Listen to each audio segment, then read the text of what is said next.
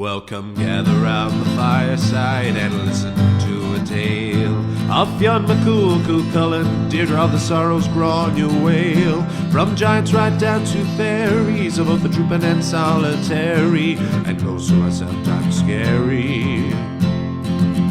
Anything goes by the fireside. Yeah. Fireside, the Puka Fireside, the Marrow Fireside. Kings and queens fighting heroes, don't you run from the fun, there's no need to hide. Sit by the fireside.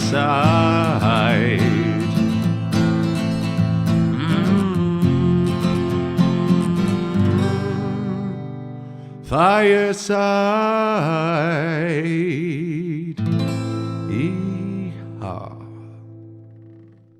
Hello, and welcome to Fireside, the Irish storytelling podcast.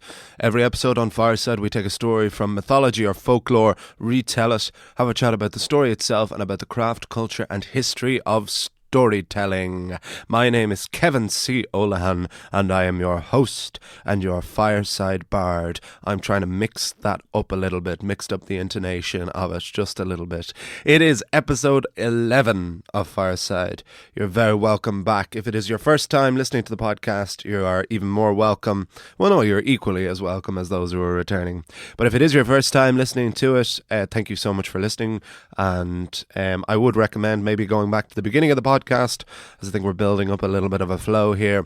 But if not, this might be a good introduction as well. There's no prior podcast you need to have listened to enjoy this episode. And if you are a returning listener, which I'm very, very pleased to say we are starting to build now, thank you so much. I really hope you're enjoying it, listening to it as much as I'm enjoying recording these, writing and recording these. Our episode 11, we are returning to folklore, to Irish folklore. And we have a lovely little story today. I think I'm naturally drawn to the more outlandish and humorous. Humour is definitely the biggest thing I look for when I'm looking at these Irish folk tales. It's something that... Humour is something that is so embedded in the Irish, this dark sense of humour that we're so known for, both to each other and to those abroad. I think it's one almost stereotype, for lack of a better word, about the Irish that is believed by both foreign and Irish people, is that we have this deeply rooted post-colonial, if you will, dark sense of humour. But this story that I'm about to tell now, this isn't very dark. This is light enough, but it's just quite nice. There's a great sense of humour to it and a great sense of wonder, but I found it and I thought the story was really lovely. I will talk a lot about this story and about where this story came from afterwards, but I'll get right to it. It's an odyssey. It is an odyssey, I have to say. It's one I found quite recently, and I'm very excited to tell it to you now. My version of this story is called A Quest for Tobacco. In a book I found it in, it has been called A Far Spin for Tobacco. And I believe the original story in probably the earliest printed version of it, is called Sean Palmer and his quest. Sean Palmer and his trip to America with the fairies, I think, is the, I suppose, the quite clear, that pretty much does say everything that's going to happen in the story. But I thought a cleverer or better title was possible. That doesn't take away from the story itself. So I'll get right to it without further ado. I'd like to point this out before we get started. I believe in one of my earlier episodes, I don't know which one it was. Maybe I've said it in a few episodes. And possibly I thought I was not alone in this, but maybe I was. The phrase "without further ado," I apparently said "without further ado," and I was pointed out by my father. We were sitting around the dinner table and he had said that he had listened to one of the episodes of this podcast, which I was delighted to hear. That was very nice. But he said, the only thing was, you said "without further ado." And I said, what's wrong with that? He's like, it's without further ado. I said, is that not a pronunciation thing? You know, like Jew, like D-W. Not that I thought it was spelled D-W. He was like, no, it's A-D-O. And I said, a do? Is that even a word? What does that even mean? And of course I looked it up and could see that he was, of course, right, because without further ado would mean like without further goodbyes, which doesn't make any sense. But I couldn't find anything as to what adieu meant. And then I was chatting on the phone to my girlfriend about this, and she said, what about Much Ado About Nothing, the play? And I went, oh shit, yeah. Sorry for cursing there. That's what we're trying to make this a clean podcast. Much Ado About Nothing is a lot of going on about nothing. And it suddenly all made sense to me. So apologise if that was the most obvious thing in the world, but that was something I learned this week, certainly. I will probably attempt to never say that phrase ever again. But it's good to know. It's good to have that clear in my mind that I won't. So apologise to any of you who did notice that and thought me very uncouth or very uncultured. So without further ado, let me present episode 11 of Fireside, the Irish storytelling podcast. This is A Quest for Tobacco.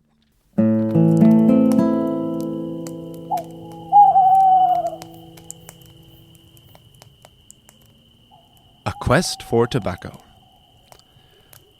I'm so tired. I'm feeling so upset. Although I'm so tired, I'll have another cigarette. And curse Sir Walter Raleigh. He was such a stupid git. John Lennon. Once upon a time in Ireland, there was such a thing as an egg woman.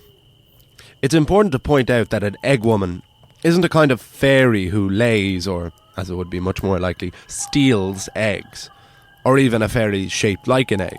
A Celtic bride for Sonic the Hedgehog's arch-nemesis Dr. Eggman, if you will. An egg woman was one of our own human people who would wander the countryside in search of eggs. She would carry with her household essentials, which she would exchange with farmers for the produce of their hens. In return, the egg woman would trade things like soap, needles, thread, and of course, the most valuable commodity of all, tobacco. It was an efficient system. The egg woman always had the best eggs, and the farmers and their families would have to make fewer trips into town for the essentials, which was, well, essential, considering most farms and houses were built several miles away from the local towns and villages. But this isn't a story about the egg woman. This is a story about Sean Palmer. Sean Palmer was one such farmer who lived in the village of Crosshaven, which is located where the River Lee joins the Atlantic Ocean, all the way down in southern County Cork. Crosshaven was, and still is, a fishing village, and Sean Palmer, like many other Crosshaven dwellers, owned a small fishing boat which he docked in the harbour. However, Sean very rarely took his little boat out. He had been given less and less reason to go into the local village because of the local egg woman. While his wife and children valued her other wares, the only thing Sean Palmer was interested in from this egg woman was tobacco.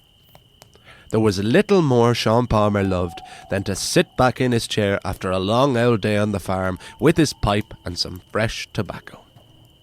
It wouldn't be unfair to say that Sean Palmer had probably a greater appetite for tobacco than the next farmer, so the visits from the egg woman were nearly always on a daily basis, which was no problem for Sean, because he had a lot of chickens. Every exchange would be the same, a half a dozen eggs for a finger of tobacco. Happy days. But of course, one day, the egg woman never showed up. This was unlike her, thought Sean. But then he considered, to be fair, what did I expect from some egg-crazed old one? Sean had a secret stash of tobacco, which he duly tucked into that night. Then the next day came. Still no egg woman. Sean tucked into the secret tobacco stash again. Within a week, Sean didn't even have the recycled ends of a dirty rollie left of tobacco. When it came to week 2 of no egg woman, the tobacco craving started to kick in. There's nothing for it, Mary, because of course Sean's wife's name was Mary. I'll just have to venture into the village to get my own tobacco. Or you could, just have a break from smoking Or maybe even quit altogether. Don't be ridiculous, Mary. Sure, we don't even know that smoking is bad for you yet. These are quaint, frugal times we're living in. That may be. But even in today's times, you do smoke an awful lot, Sean. This isn't about tobacco, Mary. This is about finding out what happened to the egg woman. Or is it now? So you're not going in to get any tobacco while you're out? Well, come on now, Mary. I'd be mad not to while I'm out. You are a dose, Sean Palmer. Do you or the children need anything? I could get that too while I'm out. Nah, you'd only get the wrong things. Fair. Will you have your dinner first? There's no time for dinner, Mary. I'm on a quest for tobacco. And without saying another word to his wife or children, and without shoes on his feet or a hat on his head, Sean Palmer strolled out the door and off on his hunt for his beloved smoke. Grabbing a branch of a blackthorn tree for support, he made the long journey into Crosshaven village.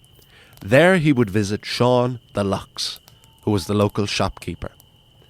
There were, and still are, a lot of Seans in Crosshaven, and most other towns in Ireland for that matter. Sean the Lock's shop meant walking by the harbour and the boatyard. Sean Palmer stopped a minute when he realised he was walking past his own little fishing boat. It looked in rag order. Chipped and faded, it was in desperate need of a new paint job and to be thoroughly cleansed of the sea life slowly moving their way up the hull. As Sean Palmer stared at his pitiful little boat, he overheard two voices.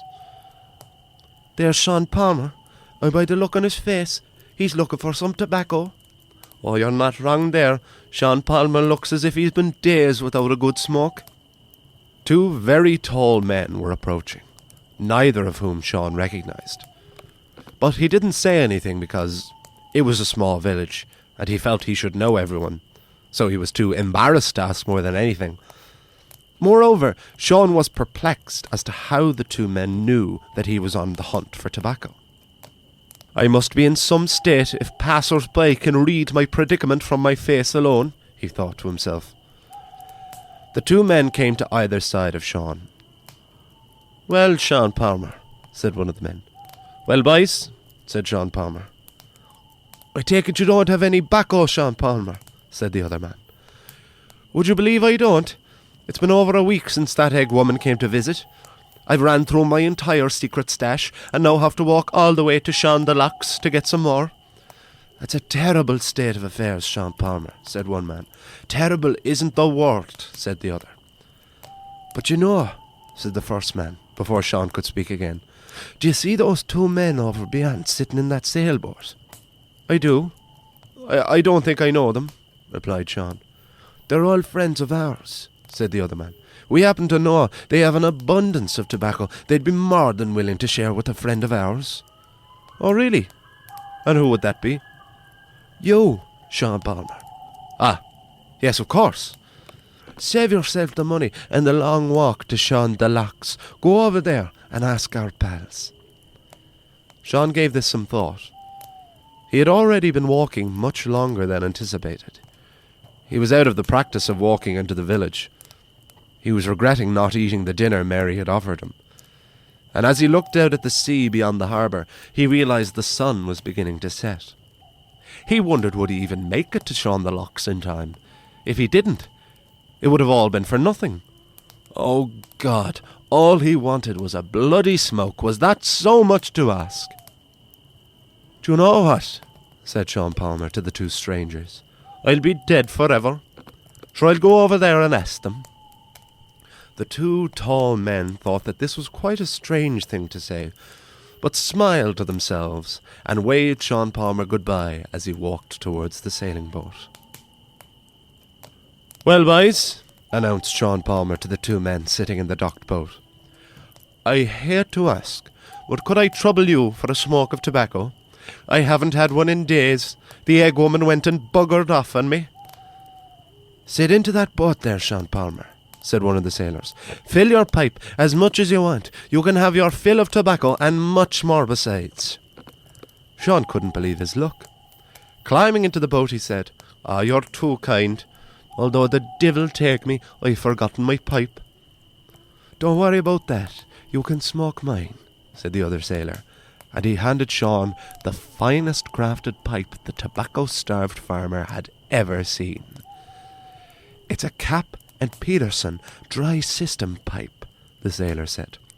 2 German brothers and a Latvian man settled in Ireland and set up a pipe makers in Dublin. They created this new pipe that collects moisture, ensuring a drier and cleaner smoke. Sean Palmer didn't need to hear any more. He filled the pipe with the sailor's tobacco, and sure enough, it was the finest smoke he had ever had. The 3 men sat together in the little sailing boat, smoking and chatting and laughing. Soon, the 2 other men, who had told Sean to approach the boat in the first place, came walking by once more, and they were invited by the 2 sailors to join them. No sooner than when the 5 men were settled in the boat, were the sails raised, the ropes untethered, and the boat steered clean out of Crosshaven harbour. Sean would have had a moment's thought of his wife and kids at home if he didn't still have a pipe full of tobacco to smoke. He was having a great time with the lads. What harm is it? He thought to himself. Sure, I'll finish this smoke, and I'll have the lads drop me off then. However, by the time Sean had finished that pipe, and another full one, for he had to have one for the road, Sean Palmer began to see lights in the distance. Dear God, he said out loud, is that the lights of Mizenhead I see? Mizenhead being at the southwestern tip of Ireland, and whilst still in the county of Cork, a far spin from Sean's home in Crosshaven. Let us never forget, Cork is a very big county. Relax, Sean Palmer, said the sailor. You'll be home to Mary before your dinner's gone cold. Besides, that's not Mizenhead. Those are much brighter lights than those at Mizenhead. Sean was confused.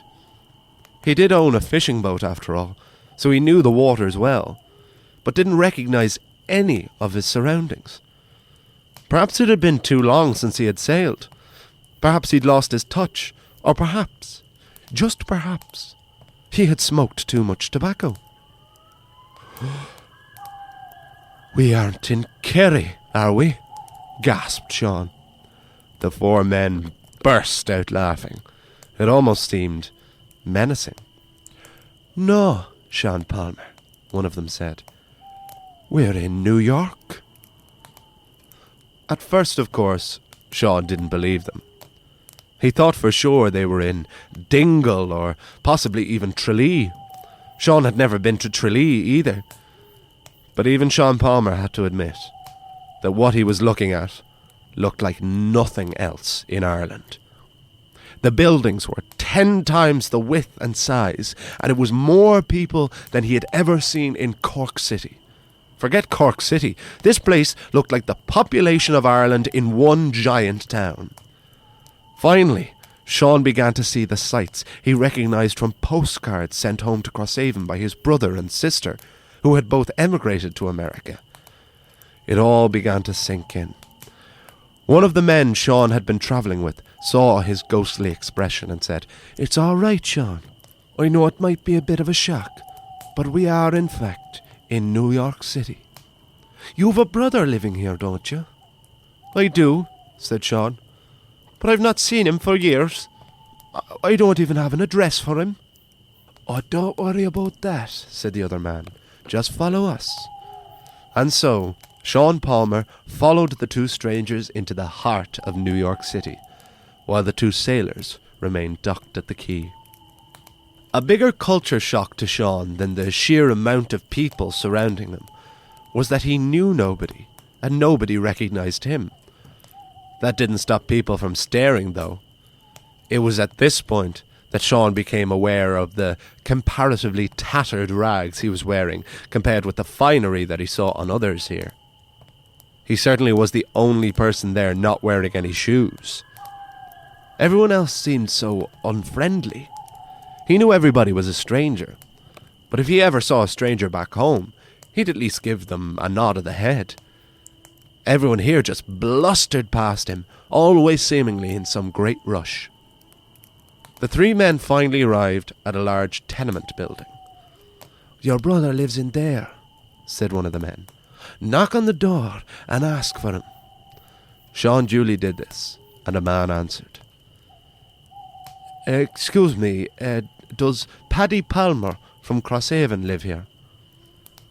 3 flights of stairs later, Sean was at the door of his brother's apartment.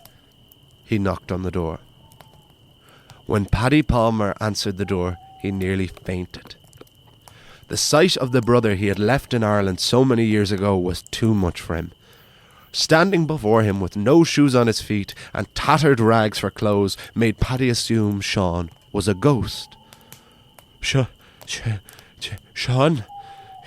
Is that you?" "It is, Paddy. Well, bye." Are you dead?" "If I was dead, I'd hardly have knocked on the door, would I?" "Well, you always were very polite," laughed Paddy after breathing a huge sigh of relief.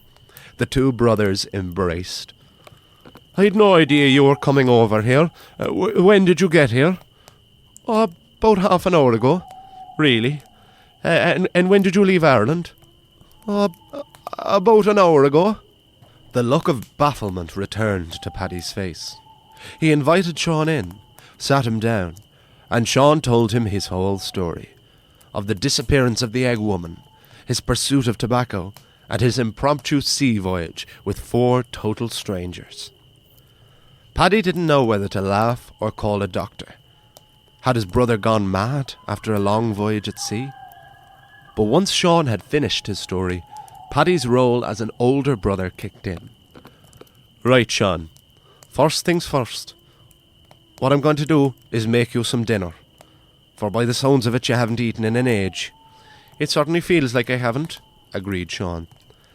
Paddy made Sean a massive vat of spaghetti and meatballs with mountains of cheese on top. Sean devoured the meal while Paddy went into his next-door neighbour. By the time Paddy returned, Sean had cleaned his plate. "Oh, I feel like a new man," said Sean. "You'll look like one too when I'm done with you," said Paddy. "Here's my best suit and my best pair of brogues. I want you to have them." "Ah, Paddy, I couldn't possibly take those on you.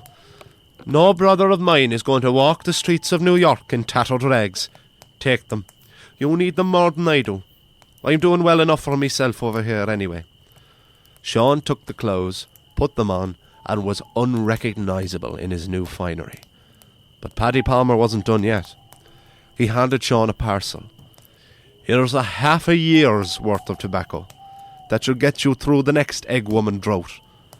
"Ah, Paddy, and take this money too. Bring it home to Mary and the kids, and don't think any more on it. I was going to send you money at Christmas anyway. This way, I'll at least save on postage."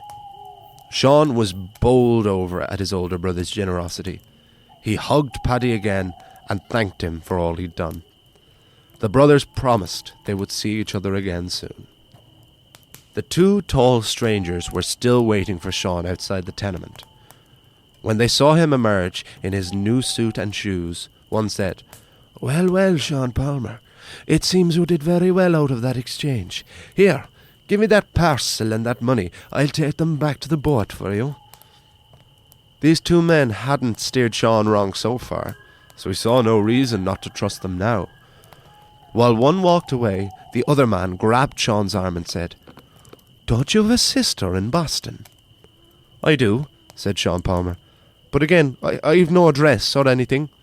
"Do you still doubt us after all you've seen, Sean Palmer? I know the way." Before Sean knew it, he was in a different city and standing outside a house with a big blue door. There was a beautifully tended garden in front of it, and Sean knew it must belong to his sister Koch. She always loved tending the garden at home. "Well, go on then," said the man who had brought him there. "Knock on the door." And he walked away. Sean knocked on the door. A middle-aged woman answered. "Excuse me, I'm looking for Koch Palmer." "I am Koch Palmer." "Do you not remember your own brother, Sean?" Koch Palmer reacted much the same way Paddy did. thinking the ghost of her brother had come to visit her one last time before moving on. "Is it seriously more likely that I'd be a ghost than actually here in the flesh?" said Sean. "It's certainly more likely that you'll be dead than to see you wearing a suit," laughed Koch. Sean was invited in, and once again he recounted his entire tale, and once again he was thought a loon, and once again he had money shoved in his fist. "Koch, I don't need your money," said Sean. "Paddy's already given me too much. Take it. If not for yourself, then for your children. I don't know how you came here today, but I'm not letting you leave empty-handed."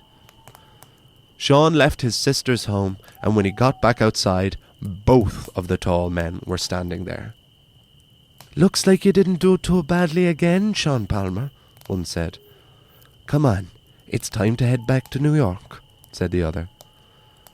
When they were walking the streets of Manhattan again, Sean realised that he had lost the sailor's good pipe. "Oh, God! After his big spiel about the Germans and the Latvians," cried Sean. "Relax, Sean Palmer," said one man. "The pipe is very easily replaced." "Very easily," said the other. "Didn't you used to go out with a girl called Koch Straker O'Shea?" Yes, I did," said Sean. "What makes you ask me that?" "Because she moved to New York, and she lives in that very house." The tall man was now pointing across the street at a row of buildings. They weren't nearly as nice as his sister Koch's, but were still nice enough. Sean Palmer walked across the road and knocked on the door. He was nervous. He had always loved Koch Straker O'Shea, and had very nearly married her. He didn't know what he would say, but he couldn't not see her. A woman answered the door, who instantly threw her arms around him. Koch Straker O'Shea could never forget Sean Palmer. She asked him how he was, and what he was doing there. And in that moment, Sean Palmer decided to not tell Koch the truth. He knew how unbelievable his story was. He scarcely believed it himself. He hadn't minded telling his brother and sister, but this was a different matter entirely. So he told Koch that he had been in New York for months, and that he was heading back to Ireland that very night. He said he just couldn't leave town without calling round to say hello. After they briefly caught up with each other, Koch handed Sean some money. "Sean, could I trouble you to take this $20 home with you for my brother in Crosshaven? You can keep $5 for yourself as payment." "Koch, don't worry about payment. I'll give your brother the full 20. It would be my pleasure." "There's something else," said Koch, reaching behind her back. "There was a time when I thought you were going to ask me to marry you." "There was a time where I thought I was too. But it never felt like the right time," admitted Sean. "Yes, well, there was something I was going to give to you that I never did, and I still have here with me. I don't know what brought you here today, but I want you to have it." Koch pulled from behind her back the most beautiful pipe Sean had ever seen. "It's a cap and Peterson."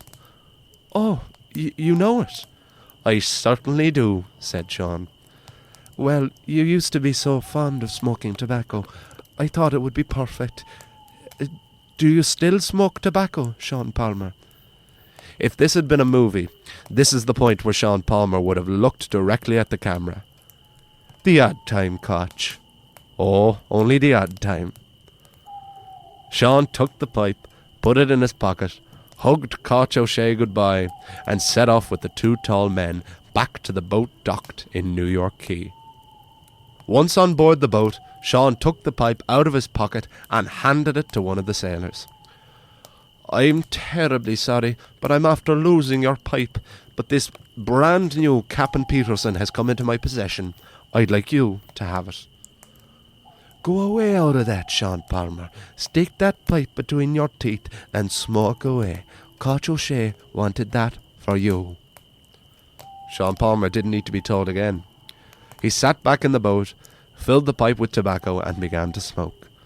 Soon the sails were up and the boat had cleared New York Harbour.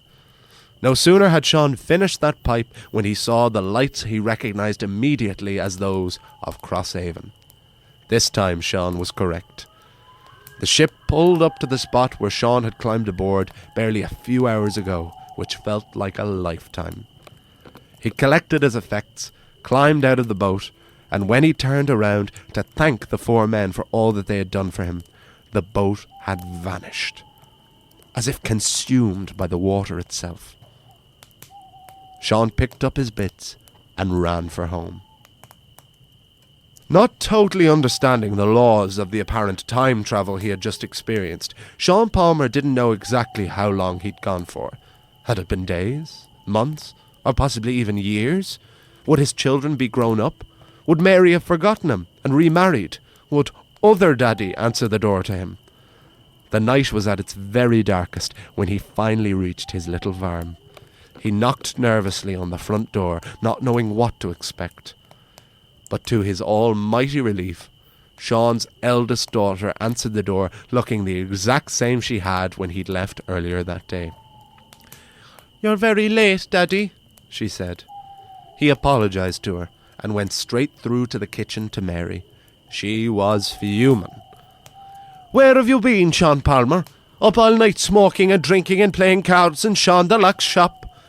"I swear to you, Mary, I never even made it to Sean the Lock's." It was only then Mary noticed the clothes on his back. "Where did you get that suit?" Mary hadn't seen Sean in a suit since their wedding day.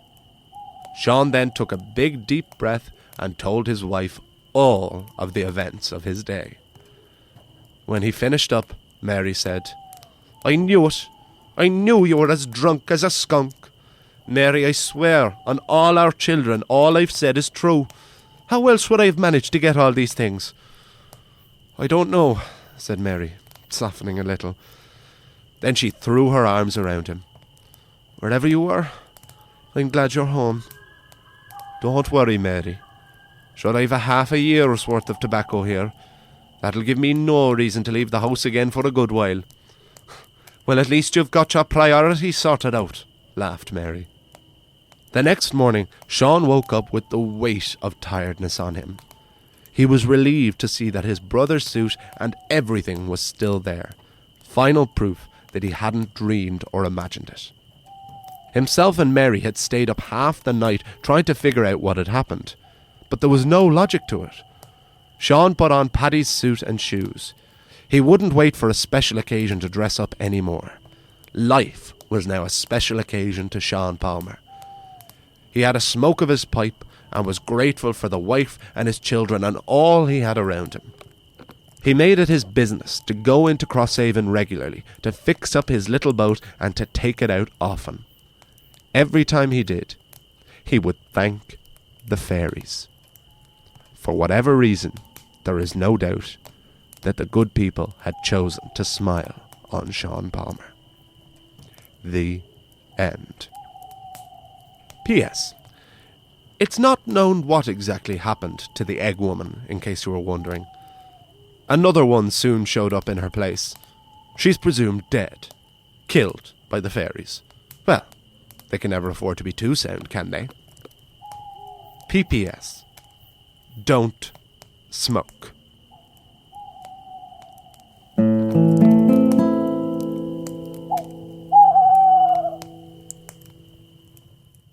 And there we have it.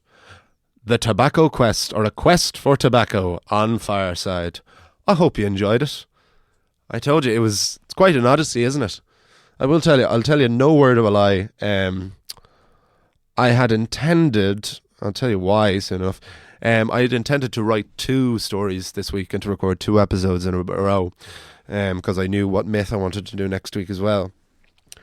And I had found this story quite recently, and I decided I'd do this one, and it ended up just kind of going on and on. But I just had such fun with it. I just thought it was such a nice story, and I won't just keep saying nice, I do have reasons. So this story came from a book, came from 2 books I had. It was in the Folk Tales of Ireland book by Sean O'Sullivan. who was the head of the Irish Folklore Commission. That's the book I got after the Yeats and the Lady Gregory book. It's really good. And the stories are a lot shorter. So I do want to incorporate a few more stories from it, but I'll have to do almost collections of them because they're so short. So, for example, it's divided into sections, and the first section is animals, and there's like a series of very short stories about foxes. So I was thinking I might do like 3 or 4 of these short stories about foxes because there's not enough in any one of them individually to make one story, but they are really, really nice, really lovely little stories. So this story was in this book, but I actually hadn't read it there. So I haven't read the whole thing yet. They're so dense, and you get the odd dud story or the story that just isn't right for the purposes of this podcast, certainly, or just didn't grab me. So I try to often go by title. Now, sometimes I end up renaming the stories if I find a good one. Like with The Man Who Had No Story. In the Yeats book, that's called Fireside in Donegal, which I still don't totally know why. As if you want to call the 4 tall, dark strangers in that, the Fireside, surely there'd be several ones and not just one. But that's besides the point. But I found that in the Folktales of Ireland, the Sean O'Sullivan book, as The Man Who Had No Story, which is a far better name as far as I'm concerned. So this story was there as Sean Palmer and his visit to America with the fairies, and I'd never noticed it. But for Christmas, I was given, among a few other things, a few other lovely books, I was given a book called Irish Gothic Fairy Stories, which I had seen. I'd seen it in Hodges and Figgis in Dublin before, but I wasn't in the market for a new folktale book yet. Anyway, but my older brother Kieran bought it for me for Christmas and took straight into it. Short enough. It's quite a recent book. I think it was only published just last year by 2 people, husband and wife, called Steve Lally and Paula Flynn Lally. I believe Steve Lally is a singer-songwriter. I think they're both singer-songwriters anyway, and they're folklorists and hippy-dippy people. I know Paula Flynn Lally for sure is a big believer in the fairies. So what's really lovely about this book is there are stories from all 32 counties in Ireland. It's a great idea. And there's a lovely introduction to each county, most likely aimed at grabbing a foreign audience. It introduces like what each county name, where each county's name came from, where it came from in Ireland, and what folklore is associated with that county in particular, what famous storytellers came from it. It's really interesting. I haven't read it all yet. I, of course, jumped straight to the Wicklow chapter, which is where I'm from. And I'm sorry to say now, the Wicklow story isn't useful. It's very interesting. It's a dictation of a conversation between a husband and wife about arguing about which fairies were in their house. And it was apparently dictated directly. It was Lady Gregory who took it down. So it's really interesting scope, but just not useful for this story, because first and foremost, this story has and always will be about the stories themselves. And it's the tricky thing about Irish folklore, as I've possibly said before, is that a lot of the time, when you come up against it, there are still people who believe in the fairies and believe in the good people. And certainly Paula Flynn Lally, one of these authors of this book, she claims to be, certainly in the book, that to be a big believer in the fairies. So a lot of the stories in this book and in a lot of the books are basically just about sightings. So they're almost more like ghost stories, because there's no reason or consequence. It's just about the having seen with them. As I have said before, a lot of Irish folklore is just about the message, don't feck with the fairies. And that is why I adore this story so much, this Tobacco Quest story, and why it grabbed me so much, because with the vast majority of stories involving Irish fairies, it's them messing with the humans. It's them robbing their babies. It's them cursing them. It's them doing this. It's doing that. It's them being evil. They're being menacing.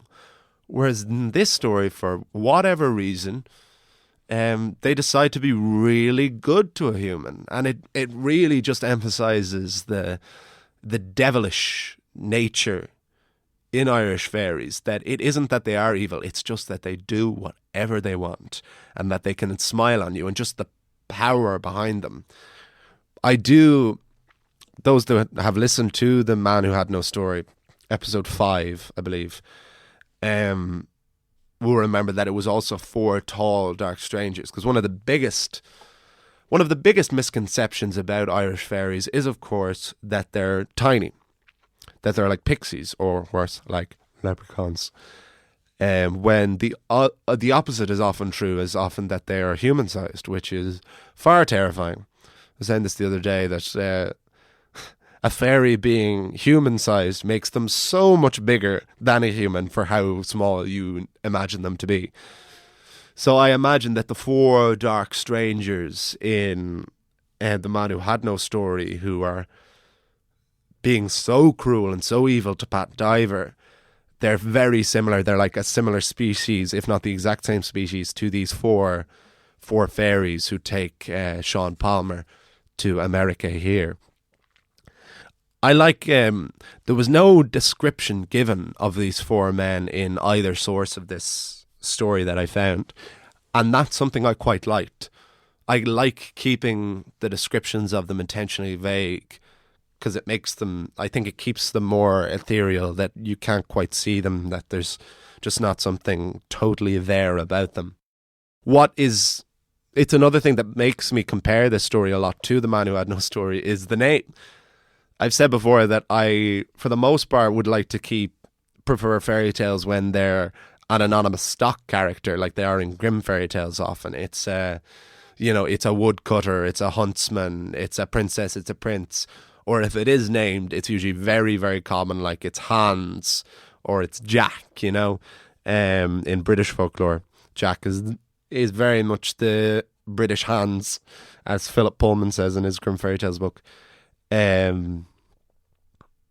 But these names, Pat Diver is such an unusual name, and same with Sean Palmer. They're not even, I wouldn't even associate them as especially or like overly so Irish names. Certainly the surnames Diver and Palmer, I mean, they very well may be Irish, but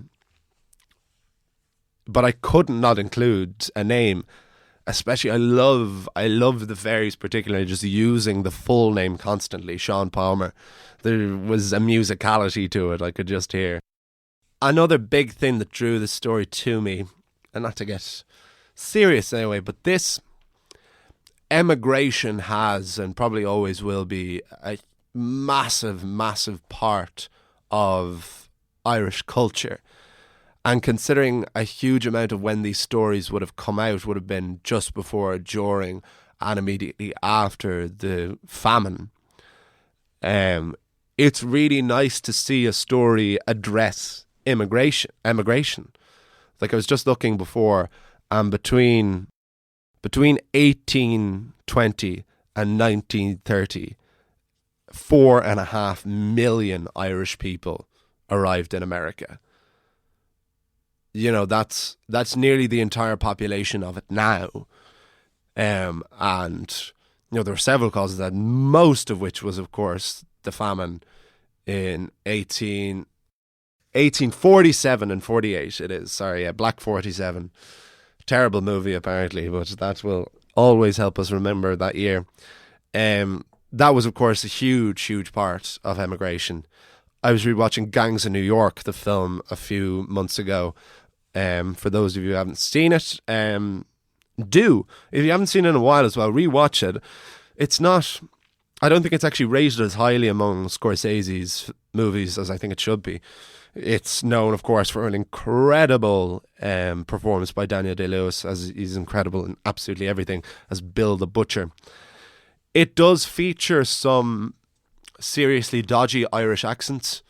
It's about an Irish gang facing off against an American gang for control of territory in very much post-famine era New York.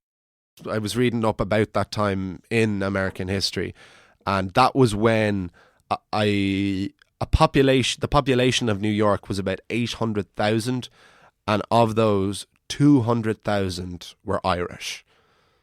So that's how many of us were there, and that is how there are so many Irish Americans now. And that's why everyone claims to have a little bit of Irish in them, because they do. But that's why I love this story referencing emigration, is our countries are so entwined, and I certainly hope that this podcast, I know for a fact it is listened to by a number of American viewers, so they are listeners, so thank you so much if you're listening to this now, and I hope you enjoy this story referencing the reason, the main reason our countries are so connected. But it also seemed, the final thing I would say is that it also seemed like a very good time for me to find this story, because I myself, I think I've mentioned this on a previous podcast before, I myself am about to go to America for the very first time. I'm going on a tour of America with 2 shows, touring with a company called GFD Promotions, which I've worked with for the last couple of years, a company very close to my heart.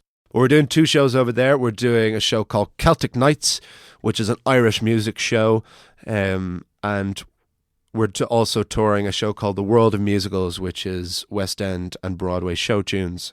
And we're doing them in rep with each other, basically. So we're doing Celtic Nights for 5 weeks all around America, and then we're doing World of Musicals for a month.